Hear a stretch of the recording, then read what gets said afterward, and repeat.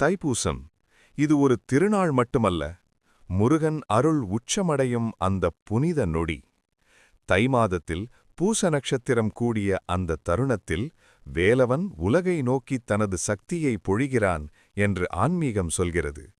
இந்த நாளில் முருகனுக்கு பால்குடம் எடுத்து நடக்கும் ஒவ்வொரு பக்தனின் பாதங்களிலும் கர்ம பந்தங்கள் கரைகின்றன. காவடி சுமக்கும் தோள்களில் வாழ்க்கையின் பாரம் விலகுகிறது. வேல் என்பது ஒரு ஆயுதமல்ல, அது அறியாமையை வெட்டும் ஞானம், பயத்தை உடைக்கும் தைரியம், தோல்வியை அழிக்கும் நம்பிக்கை.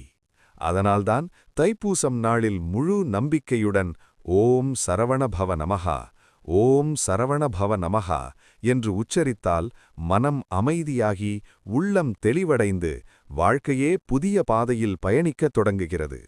மேலும் வேலவேல் முருகா, வெற்றிவேலா முருகா என்ற அந்த ஒரு அழைப்பு கூட நம் துயரங்களை தூரம் தள்ளி வெற்றியின் வாசலை திறக்கும் சக்தி கொண்டது. இந்த நாளில் செய்யப்படும் ஒவ்வொரு வேண்டுதலும், ஒவ்வொரு விரதமும், ஒவ்வொரு கண்ணீரும் நேரடியாக முருகனின் அருளாக மாறும் என்று பக்தி நம்புகிறது. தைப்பூசம் என்பது முருகனை அடையும் பாதை மட்டுமல்ல, நம்மையே நாம் மாற்றிக்கொள்ளும் தருணம். இந்த ரகசியம் உங்கள் மனதை தொட்டிருந்தால் லைக் செய்யுங்கள், ஷேர் செய்து முருகன் அருளை பரப்புங்கள். மேலும் இதுபோன்ற தெய்வீக ரகசியங்களை தொடர்ந்து அறிய டிகேஎஸ் பாரத் சீக்ரெட்ஸ் சேனலை இப்போதே சப்ஸ்கிரைப் செய்யுங்கள். வேலா, வெற்றிவேலா.